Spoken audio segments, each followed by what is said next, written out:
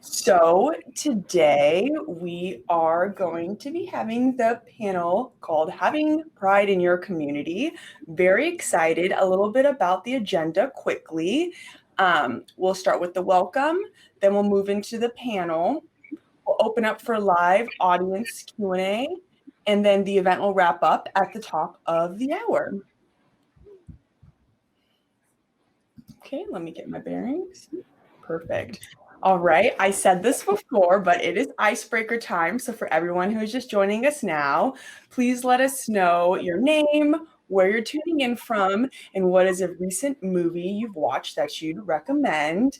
Again, selfish for me because I really need some recommendations here. Jill recommended Cruella. Cannot wait to see that.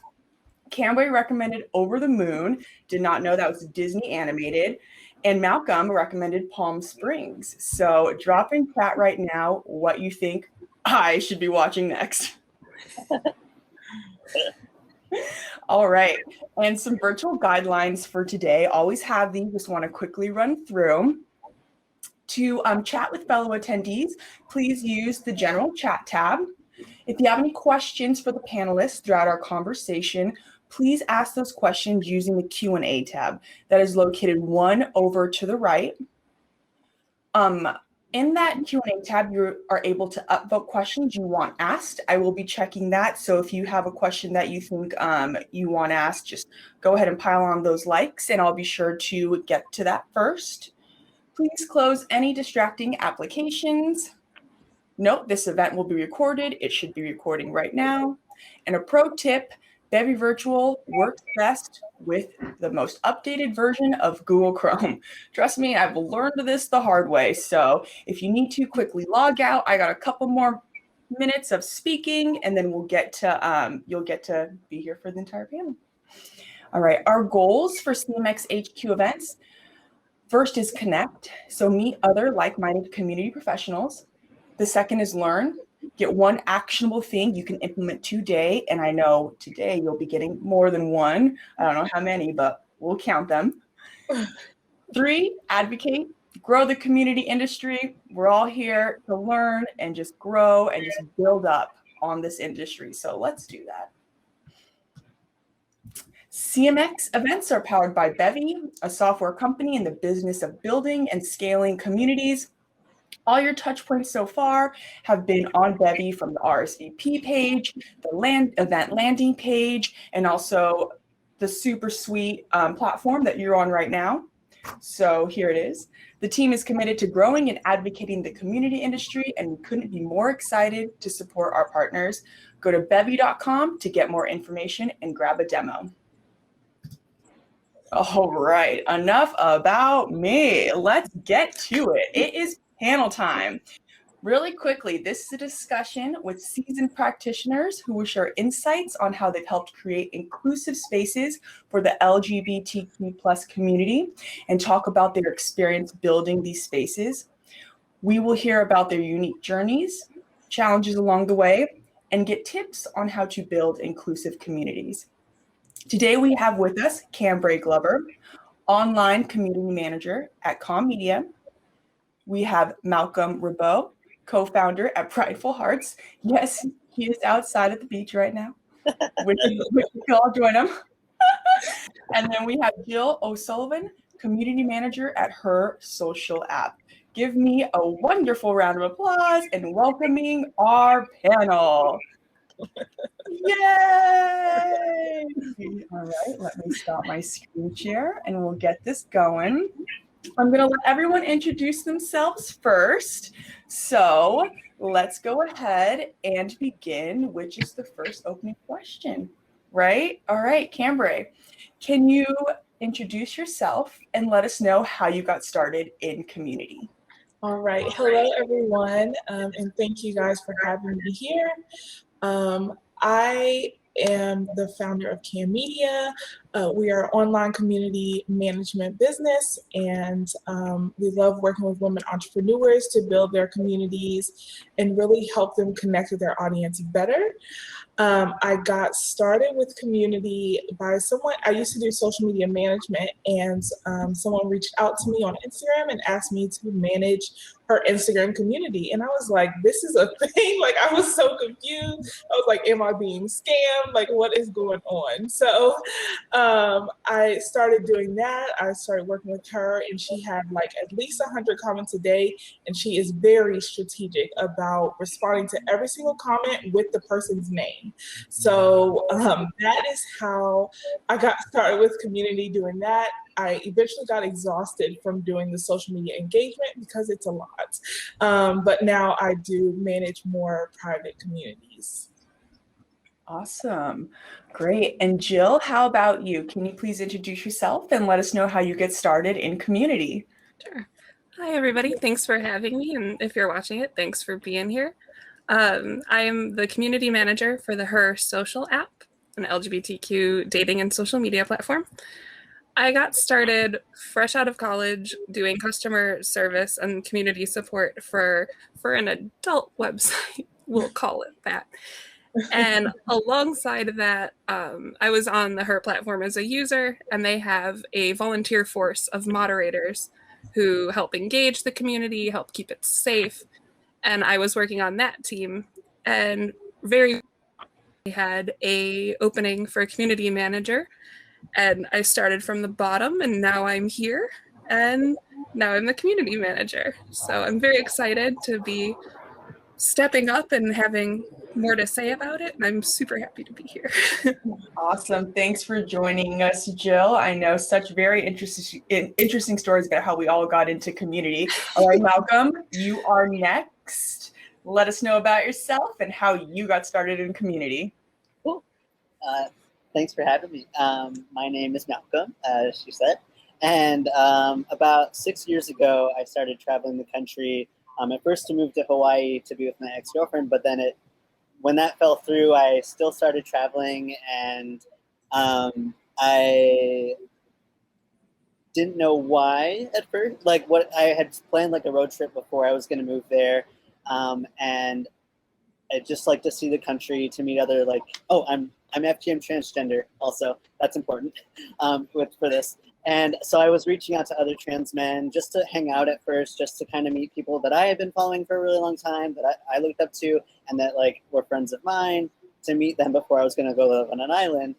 But then when I started traveling anyways after Hawaii fell through, because I had already like quit my job, sold everything I owned, like was ready to get on the road and leave Chicago. I used to live in Chicago. And I started anyways, and I got to Massachusetts. Again, it was supposed to be just for fun at first. I got to Massachusetts, and the first guy that I met there, I was the first other trans man that he had ever met, which floored me because when I lived in Chicago, it's a big city. There were tons of other trans men everywhere, but where he lived, it was kind of a small town.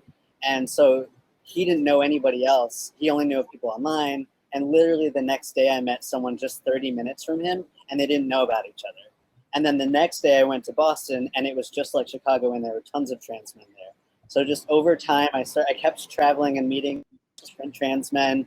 First, at like one-on-one at first. I spent like a week and a half in Boston because it was so much like Chicago, and there were so many there. But there were so many places that I found that there weren't hardly any trans men, or there was maybe someone like right down the street and they just didn't know each other. And just like over time, I learned that I could bring groups of trans men together, and they were able to meet each other in person, and then people were starting to connect that way.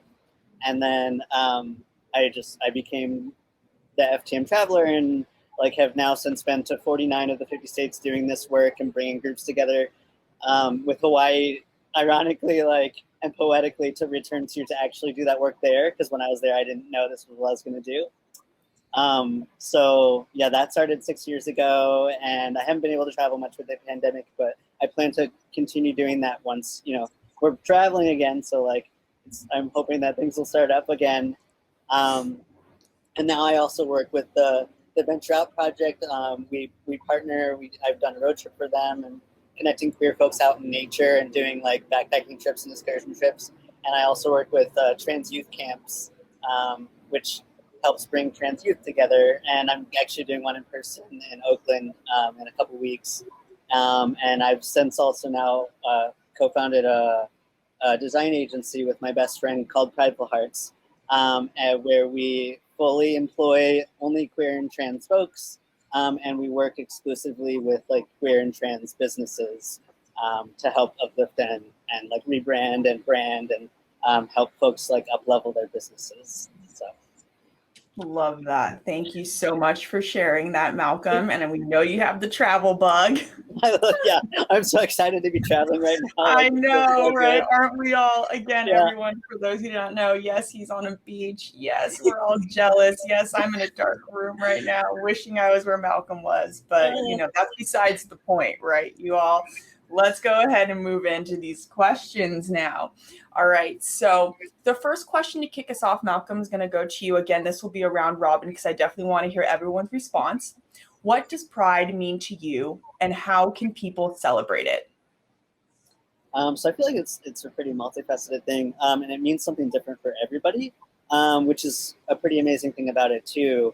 One thing I think about is like when I first started transitioning about 7 years ago, I went to Pride in Chicago, and when I was there was nothing trans related, not a single thing, and I didn't see a single trans flag, like nothing. And now it's like, as the years have gone, like as I've gone through transitioning and like have gotten more and more into the community and have gone to more and more prides, I find that each year there's more and more like trans related things, and I feel it's like extremely exciting to me because like I said, in that first Pride, I didn't see anything. So I didn't feel like I belonged. I didn't feel like I was seen. Like I just didn't even feel like I was part of the LGBTQ community because there was nothing.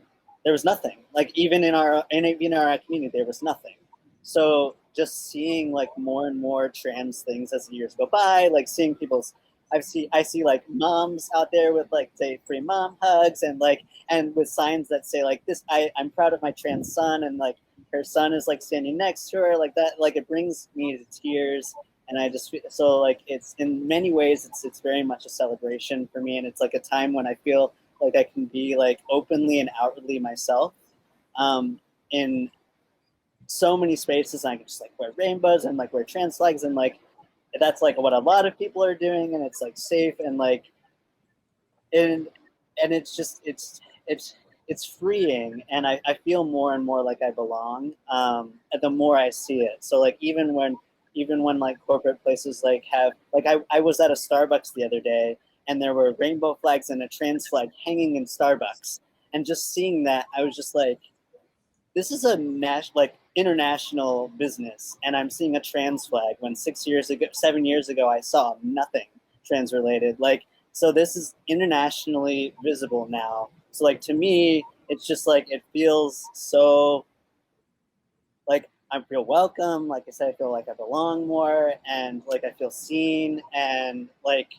safer. And it's and like I said, it's multifaceted too, because there's like still thinking about like, it's also a time where we think about like where we came from and where things have been. And like I mentioned, like 7 years ago, like trans being nowhere, and just like thinking like the history, like it's a good time to like recognize like the history of our community and like how things started, how Pride started, and like with trans women of color and like being in the front lines, and just like everywhere, like everything, and just like all of our elders and like how it started and everything, and just acknowledging and recognizing them and like thanking them for like how far we've come. And just like it's also like a time of hope, and I'm thinking about like where it's going to go, and like things are going to hopefully keep it getting better and better. And so just like, yeah, there's tons of things like like I can keep going. Progress. That's what I like gleaned from that.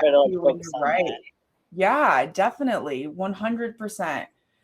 Jill, how about yourself? What does Pride mean to you, and how can people celebrate it? Actually, bouncing off of what you said, Malcolm, I'm also in the Chicago area. It's phenomenal how far Chicago Pride has come. The trans visibility, the bisexual visibility.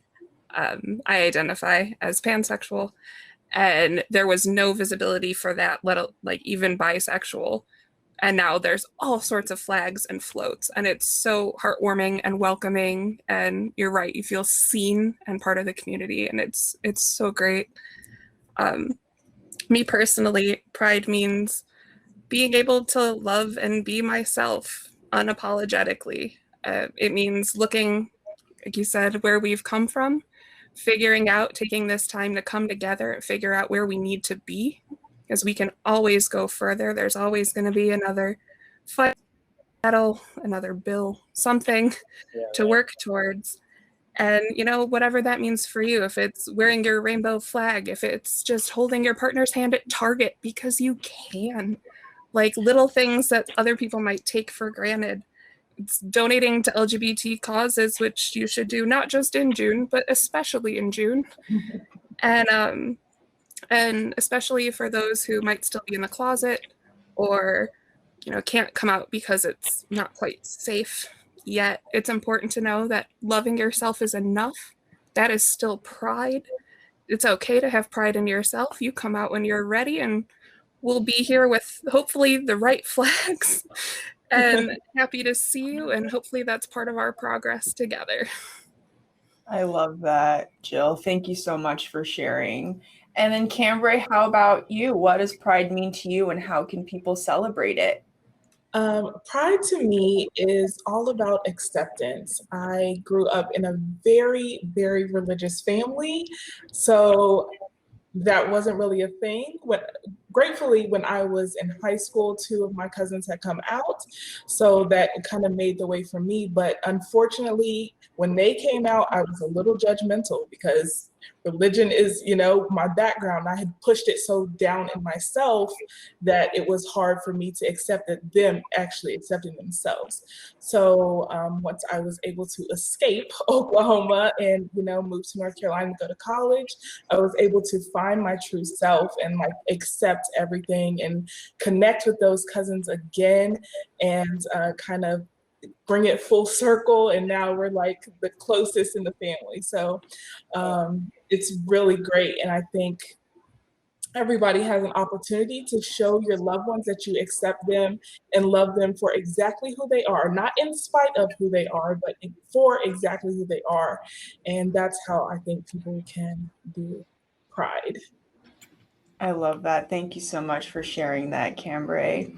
All right.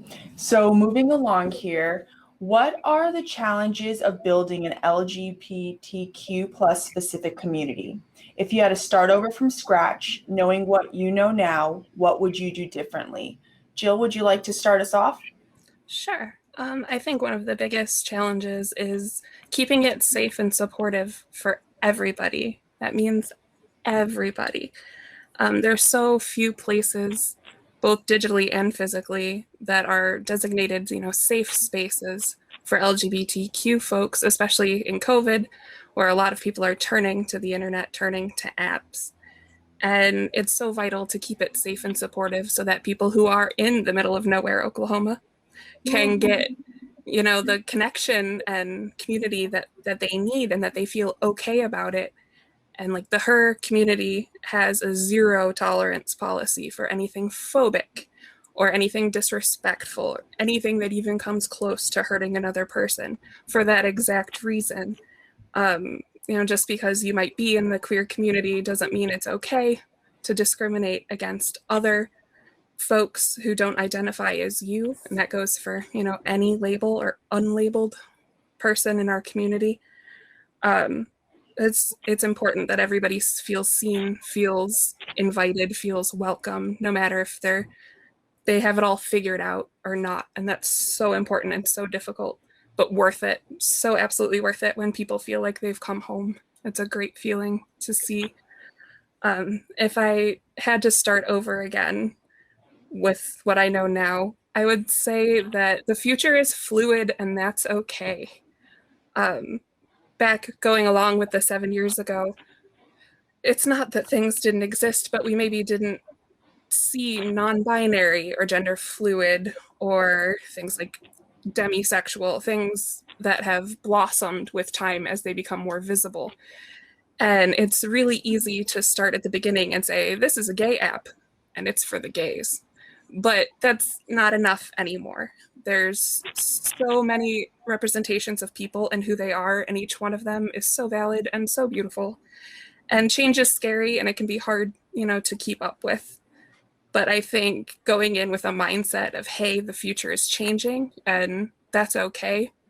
It's something worth keeping in your back pocket as you look forward. And yeah, just be adaptable to change as things come your way. Yeah, I definitely love that, and being like a futurist and having that future mentality and understand like what's coming. All right, Malcolm, same question to you. What are the challenges of building an LGBTQ plus specific community? If you had to start over from scratch, knowing what you know now, what would you do differently? So a lot like you, Jill, one of the challenges is that I think about is safety. And being that I like with the road tripping and like going and meeting and getting people together in person, yeah, there are like there are the potentially dangerous places that historically that aren't LGBTQ friendly, and so it's like how to find those like safe spaces that are safe for us to like congregate and actually like get together and be okay and like know that we're going to be safe. So in those times, like what I'll do is I'll ask somebody who's local if they know of a space that's like specifically safe, that they know is like we can go there and it's going to be okay. And then also, like you mentioned, like with online spaces, like making sure that those spaces are safe and inclusive. Thinking about, I mean, even the fact that we have to think about that is heartbreaking. That we have to think about like, oh, if someone comes onto this app, I hate to say like even what thoughts come to mind, but like, just thinking like with traveling around and like posting about like doing meetups and stuff, I always make sure that I'm not saying the exact time and location, and I'm saying those to people privately because out of fear of like, what if someone who's targeting us sees that, comes and finds us, and like it just, so like same thing with like an online application or like an online resource. Like there's a resource that I'm planning to create, but that thought comes to mind of like, how do I make sure this is as safe as possible, like as secure as possible, so these people are also protected. Like it's a good place for them to find each other and like get together on their own and separately, but making sure that they're finding just each other and that other people outside of us who do want to cause harm to us aren't also then like, oh, this is a perfect place to find these people. Like that's a really scary thought to me, and a big challenge of like security and keeping folks safe. So yeah, so that's like the biggest thing. Thank you. Yeah, thank you so much for sharing that, Malcolm. Like, really appreciate that and hearing that and like understanding. Yeah, that is a huge concern, and that does lead us into the next question, which Kambre is for you. So, especially in regards to online communities, like how can you build inclusive spaces for LGBTQ plus people within the broader online communities out there? I think it is important to make sure that it is known that it is a safe space. So a lot of times, people don't know that you are open to it, right? So then your community is for all different types of people. And then you may accidentally get someone that is hateful inside your community or what have you. And so I think it's very important to make sure people know where you stand. It's okay to stand on your platform and that be it. And I think a lot of times people are scared to do that, but I think it's important to keep your community safe so that everybody knows exactly who you are and exactly what you stand for. Definitely. Yes. Great advice. All right. So Jill, how can community managers get support and buy-in to build diverse and inclusive communities? It's kind of a two-parter, so I can repeat it again. I'll go to the next part too. Maybe I shouldn't have talked. Sorry. Did I ruin that? All right, let me try again. I'm just going to go straight into it. My bad. Okay. How can community managers get support and buy-in to build diverse and inclusive communities? How do we get the entire company, including the leadership team, on board with diversity and inclusion initiatives? All right. It's a great question, one that is a lot, but in a great way. I'm going to answer the second question first, but I promise I'll loop back around. Companies can get on board with LGBTQ focused, initiatives by not treating it like it's optional. It's 2021. Gay people are here. Trans people are here. We exist. It's great when companies put on a rainbow or change their logo for June, but that's not enough anymore. Chances are you have LGBT people in your company, in your ranks, or they have LGBT families, kids, friends. And, it's not enough to just look like you're being inclusive. If you're not proactively doing things to welcome queer folks to your community, by default, you're putting out a message of exclusivity and not allowing people in. And if I don't feel like I'm being seen or that I'm being welcome, I'm not going to want to work there. I'm not going to want to buy your product, and I'm not going to want to be involved. So being proactive and just really following through on things, it makes a world of difference. And which loops back to the first question of how do we do this? And it can be such little things that make a huge difference. Respecting pronouns is a huge one. Within the Her app, I know in our work chat, our work Slack, we have our pronouns after our name, and also for our Zoom calls, so that if we are talking to or about somebody, it's just really easy to see their names. I know my partner identifies as non-binary and works for a national company, and they just got approval to put pronouns on their name tags. And they were so excited because they've never been able to do that before. And progress, especially from, it's a retail chain, like that's so exciting. And it seems so little to people who don't have different identities or don't have to think about it. But it can make a huge difference to people for whom that's a struggle. Using preferred names is a great step. We don't always match our driver's license, and that doesn't make us less valid. It doesn't make us somehow bound to that name. So just going and asking something as simple as, hey, what can I call you? And respecting that, even if it's not, Jill and Jillian, it doesn't have to be clean. And we all deserve a name. Like, that shouldn't have to be said, but it does. I know that my partner gets really excited when things on survey and forms, it doesn't just say male, female, other on platforms. We're not an other.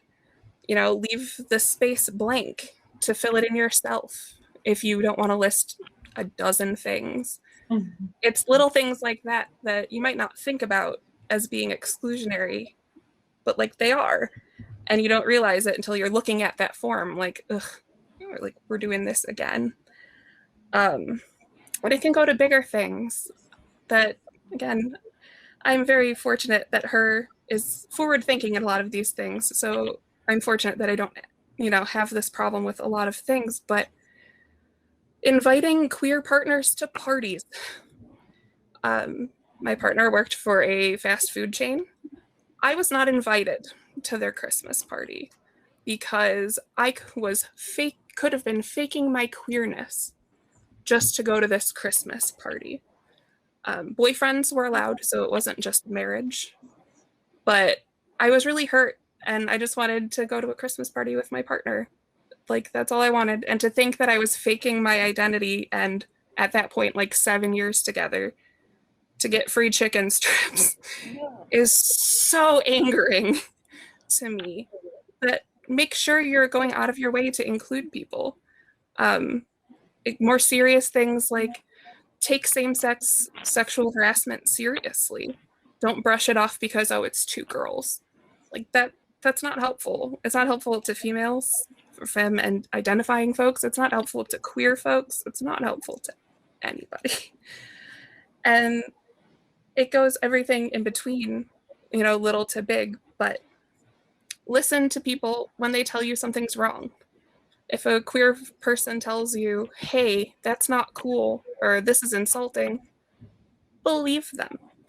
it's their perspective. They have something to say, and it's important to listen, because in so many spaces it's brushed off and you're not given a space. And if I don't have a space where I can be safe in giving my opinions, you're not doing what you wanted at all with including queer folks in your community. And on a more corporate, big scale level, do diversity training. You might think, oh, I'm fine with the gay enough. It's not. Go in with an open mind and education. Look to always improve, to always do better, to be a company that I can say, man, that's so great. I'm so glad my partner has pronouns on their ID tag, and not a company that I'm sitting here angrily about how many years later because I wasn't invited to a Christmas party. But all it takes is seeing people, listening, and including people. Jill, thank you so much for sharing that with us. We really appreciate you doing that. And you're right, like it's just like the little things that like matter and can make progress and make things move you forward, like respecting the pronouns, using right names. That sounds so simple, but it means so much to people, So really, like, thank you. And just like the diversity training and listening, it all really matters and adds up.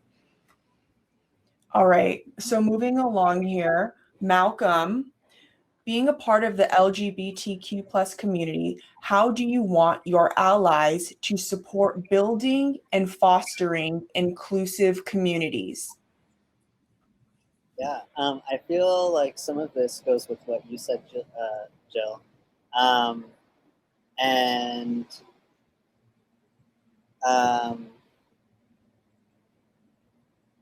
And another bit, like contributing to LGBTQ groups and organizations that are doing the work to build communities. So the part kind of goes with yours about doing the education, like getting educated about the communities that you're supporting, and then contributing to those LGBTQ groups that are also building the communities. Definitely. Yeah. All right, so Kambre, we're going to move right along here. We're still doing some good on time, so we got that going. What are some questions that community managers can check in with themselves about to ensure that they are building diverse and inclusive communities? So I think this goes into things that Malcolm and Jill have already said. If this question is focused on, the people coming into your community and questions that you're asking them, I would say pronouns, preferred names, and things of that nature. Things that, like, okay, what does feeling included feel like to you? Just fun questions and things like that. As far as internally, I would say just asking, like, am I doing this because it sounds cool? Am I including LGBT in June because it sounds cool? Or am I doing it because I actually care about that? Or, I think it's just important to find out where your wanting to do something is coming from. Like, is it coming from actually caring about the people that you have in your space and in your community? Or are you just doing it because someone said you should?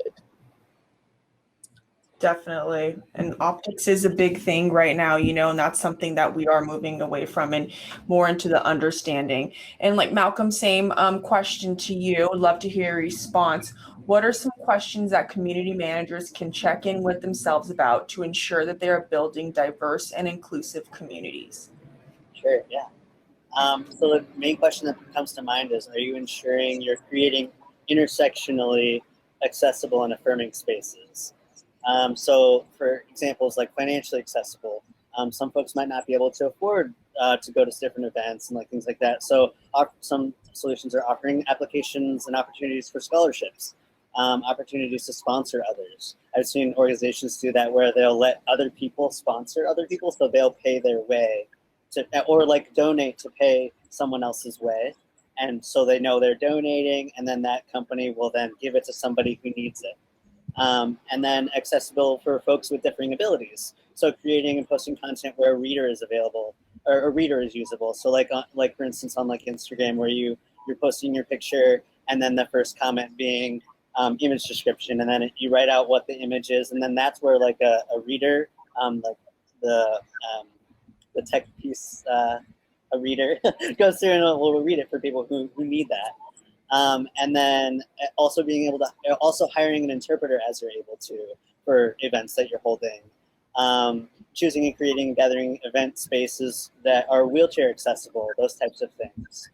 And then also thinking about gender accessibility, so supplying and offering gender non-specific restrooms. And then upon introductions, asking that all parties that share their pronouns. Sorry. Pause.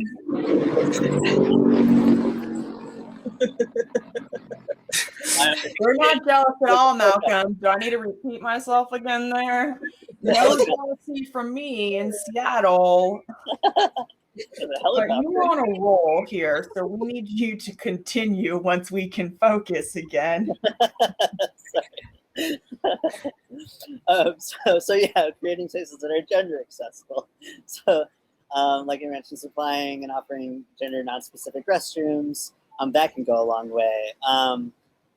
And even just restrooms that say like this one has urinals and this one has just toilets, like just saying even that, like that's super helpful. Like I went to a campsite recently that's what it had. It had just one side that said, these restrooms are for everybody. This restroom happens to have urinals if you'd like to use that. This restroom doesn't. So like even things as simple as that.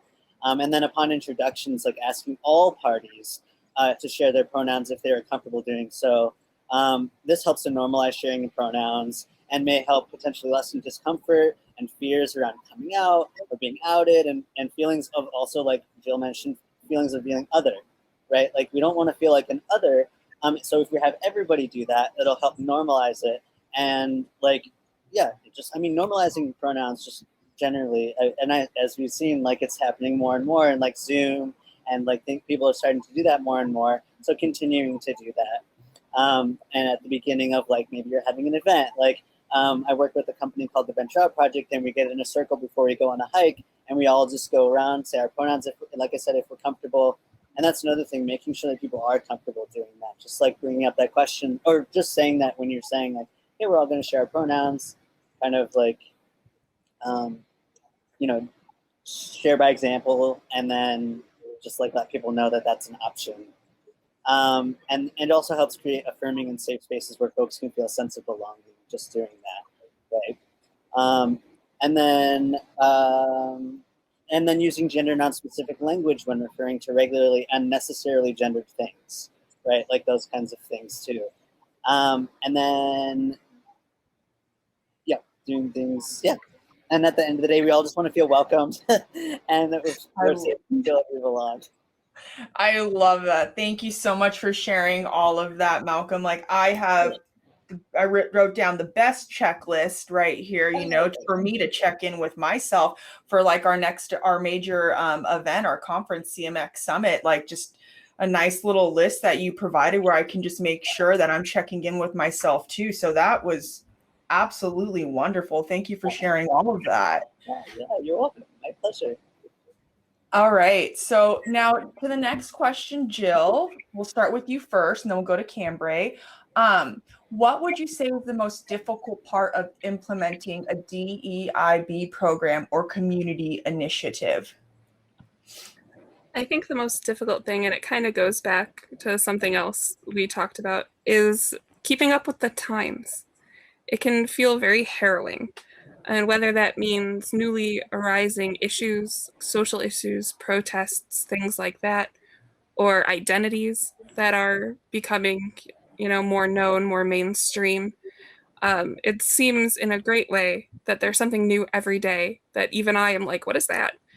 And that's great. But if you're making communities for people to feel included and stuff, it can feel a little much to try to make sure that everybody is welcome, everybody's included. And I know within the Her community, our users get so excited whenever we update something because it makes them feel seen and it makes them feel included. We have separate communities for different interests and different identities. And it's so heartwarming when people are like, oh man, you guys have a non-binary community? Like I've never found that on an app before. And it's so important that we didn't used to have that community, but you know, we recognized that it's something that we needed. There's an asexual community coming soon that, you know, we've had so many people say, I wish I had this space. And it's okay to be the one to forge that space. It's necessary. You know, they're not going away or less valid just because they don't have a place. It's more important to be proactive, go out of your way and make these spaces. Her staff is going to be doing an AMA style staff meeting where we're going to have a panel of people who are trans, non-binary, queer identifying, so that people who might have questions, who might not know what words mean, or have a question maybe about trans folk that they're embarrassed to ask, that it's a safe platform to ask, to be open, to not feel accidentally judgmental. And it lets those folks speak for themselves. It means so much more hearing about trans issues from Malcolm than it does from me. I want to hear you. I want to know what you're having to say. So I think things like that are a great first step in overcoming that challenge and feeding into education. It's so necessary to just keep up, keep reading, keep exploring, keep getting new resources, updating it. A lot of people end it with tolerance, and that's not okay. That's not enough. Tolerance means that you believe something exists. You'll allow it to exist. That's not up for debate. We exist. So what's better and what can overcome more challenges is taking the extra time, even if you think you know it all. You do not. I do not. None of us do. To just be better. Do better for yourself. Do better for your community. It's hard. Nobody likes homework. But it can make such a huge difference, and it's so worth it, especially when you get feedback directly from your community that it's worth it. So it's a challenge, but worth it 100 times over. I love that, Jill. Do better, be better. We are not know-it-alls. Got a long way to go. Got a lot to learn. And right? Exactly. All right, Kambre, the same question to you. What would you say is the most difficult part of implementing a DEIB program or community initiative?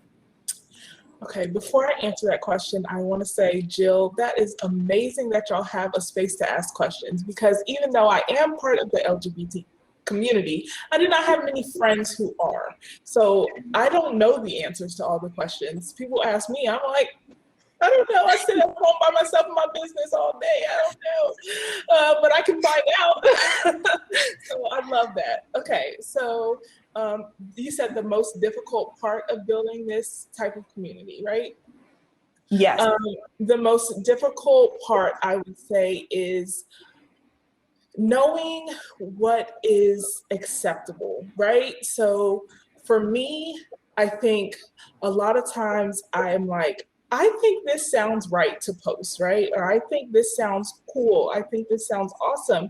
But everybody doesn't read or hear things the same way. Everybody has their own perspective. So I think it's hard to like say things in a way that's like, I'm with you, but in a way that like doesn't offend anybody. And so I think that is one of the hardest parts, like knowing where the line is and how to not, cross the offensive line. Definitely. All right, moving along here. We got a couple more minutes. I think we're gonna nail this. We're gonna finish the questions on time and be able to ask, get to audience Q&A. Okay, so moving along here, Malcolm. For those that are a one-person team, which we know community managers, a lot of them are one-people teams, how can they prioritize LGBTQ plus members in their community building strategies? I'd say ask for opinions and suggestions and insight from folks within your or their community, depending if you are part of that community or if you're the person who's creating those communities and wanting to include those people. So yeah, asking their opinions and suggestions and insight. And I think about like where like like I mentioned, like traveling around and like bringing folks together in my community, like asking them where is a good place to go, where we can all meet up safely, and just getting that kind of insight. And then also, like if they're asking for resources, finding someone who's local. Like usually people will ask me for resources and I'll have to ask them where they are. What I found is much better than doing like a Google search is like asking someone that I know locally to be able to be like, these are the things that I know of. So really just, yeah, getting insight from folks who are in that community. Exactly. Asking your community. That's like make it rule number one. It kind of like makes your team bigger in a sense. Like I think of those people that I like refer to and like talk to and ask. It's like they're like someone who I consider like eventually on like the platform that I plan to create would be kind of like an ambassador of that area who is like my go-to of like increasing my team that way, right? Exactly. Like we said, we don't know all the things. So like, just really making your team bigger that way. Exactly. Right. Kambre, same to you. For those that are a one-person team, how can they prioritize LGBTQ plus members in their community building strategies? Ooh, this is a fun question. Okay, so if you're a one-person team, the thing is that you have the opportunity to not like funnel questions through higher ups, right? So you can kind of ask things like, for example, in your marketing on social media, things like that, you can, say, hey, I don't know. I'm sorry. I just lost my whole train of thought. But you can use your stories to ask some questions and kind of like just have conversations that feel inviting and inclusive. Sorry about that. No worries. I know I heard banging too, so maybe that like was what like threw everyone off. I had to repeat myself multiple times that one question. We got this. It's fine. All right. Okay, so we're almost wrapping up here.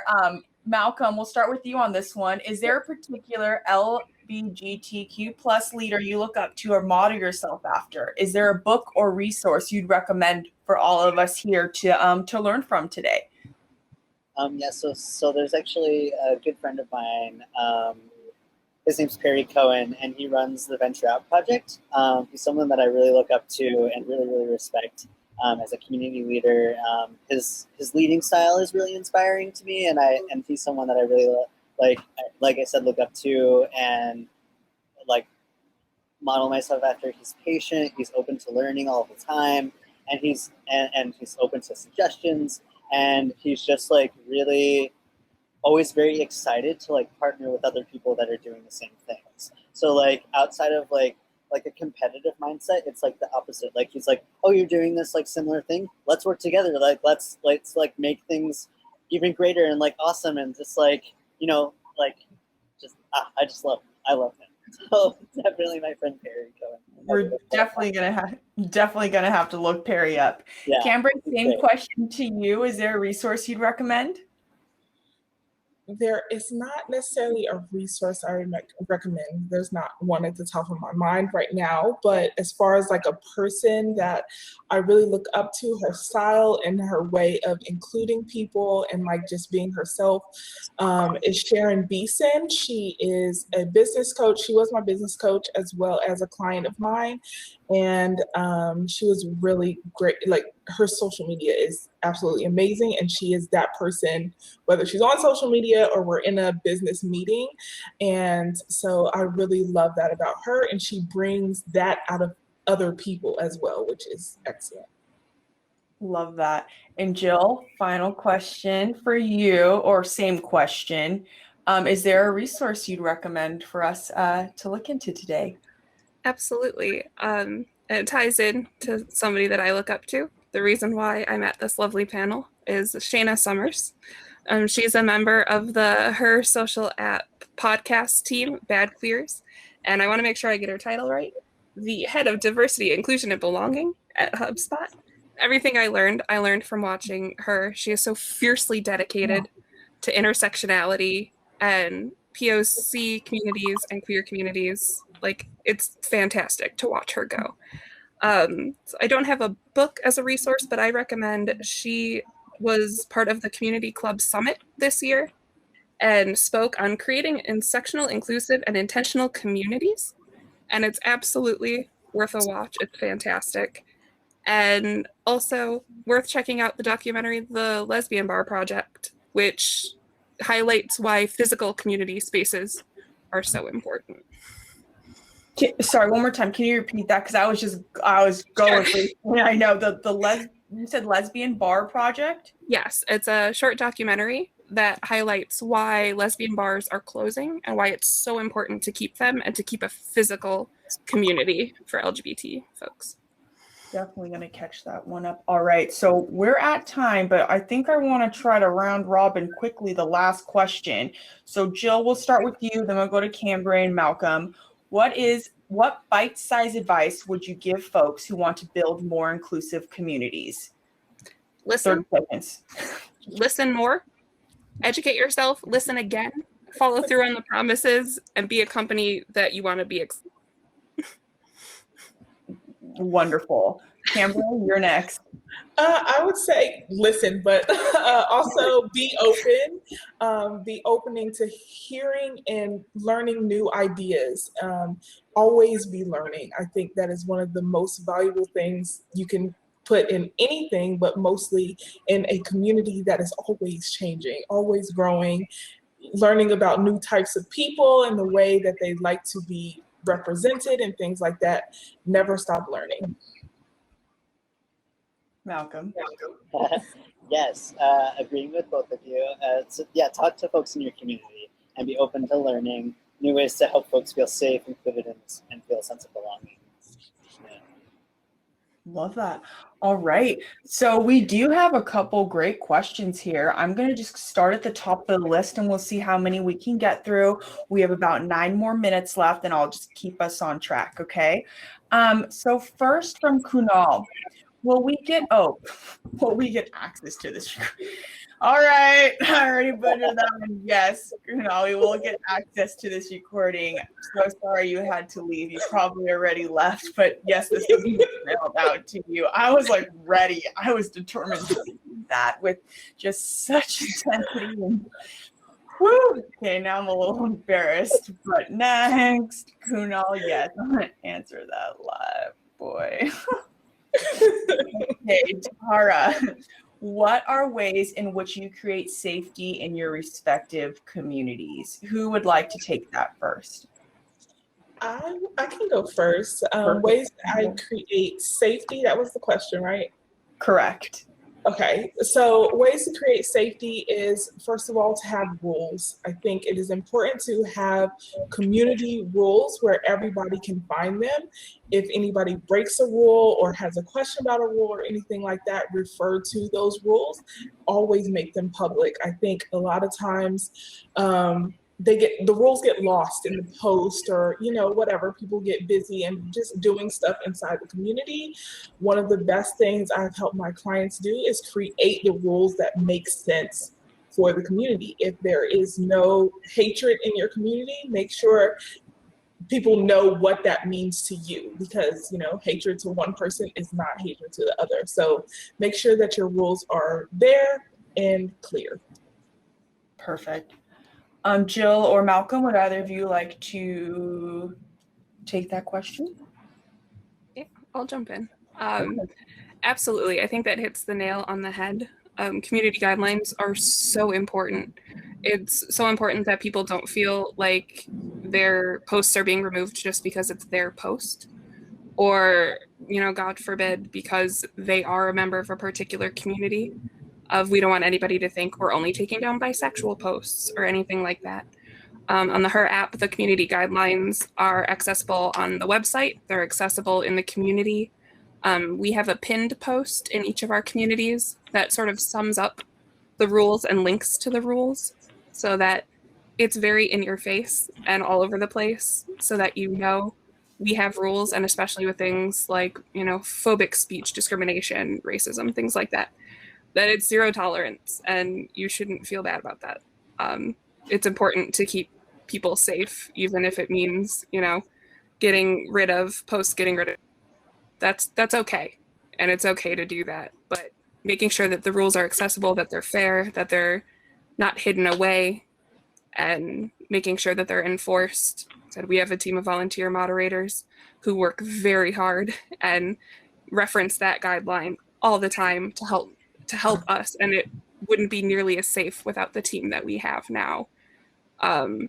So having a lot of eyes on it can also help. Definitely. Malcolm, do you have anything on that? The question was, what are ways in which you create safety in your respective communities? Yeah, I think just kind of what I spoke about earlier, thinking on the side of like physical spaces, like when you're actually doing like in-person meetups as well, or like having people meet in person, just making sure that the spaces that you're either choosing or creating are, you know, accepting and embracing spaces themselves and are safe places in that sense of like, there's so many places that have like the sign in the window that say, we welcome, you know, all kinds of folks, like just making sure there's spaces that you know going into it and ahead of time that those places are going to be safe for everybody. Mm-hmm. Yes, Yeah. definitely. All right, so 2 more questions. The next question is from Paola. What activity could I do in my community this month to raise awareness and give space to diversity? Let that sink in. Would you like me to repeat it? I like repeating it too if I'm not reading. I'll read that one more time. What activity could I do in my community this month to raise awareness and give space to diversity? I'll answer that. Speaking for her, something very exciting that we're doing in our community for Pride Month is we launched the Her Creator Fund, and we are giving $500 grants to queer artists, creators. It could be dancers, writers, poets, whatever creative type you are. And we ask that, you know, you tell us about your work, how it ties to Pride for you, how it's, you know, your queerness is reflected in your art, how it ties in to the community.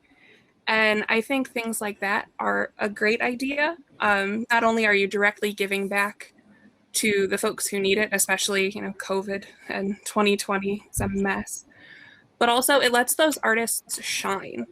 And by not limiting it to specific platforms or medias, rather, you know, we're going to get to see some really cool art pieces that, you know, art is your soul. We're going to see so many beautiful dances and paintings.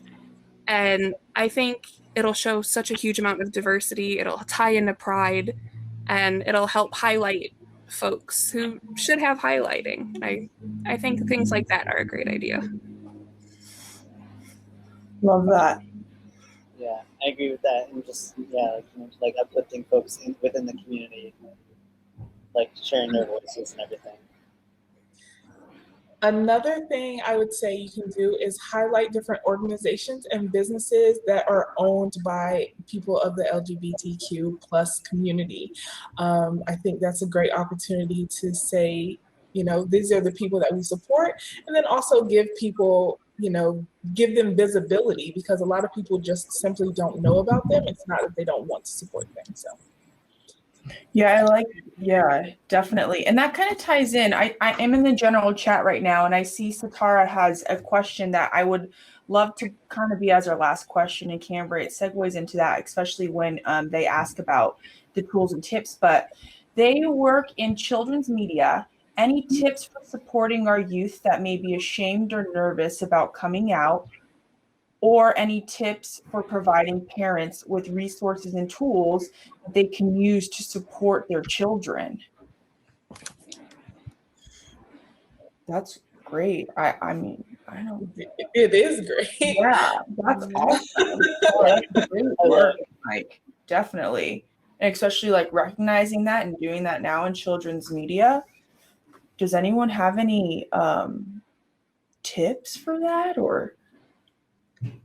Something I would recommend is, it sounds really easy and self-explanatory, but gathering resources, putting in the work to find organizations, to find things like PFLAG, for parents of LGBT folks, or things like the Trevor Project, which can help talk to LGBT youth. Within her, we have a parenting community and we have a newly out community, and those aim to we get a fair amount of folks who have LGBT plus children who come looking for advice. So even designating a specific area, if it's doable within your community, can make a huge difference.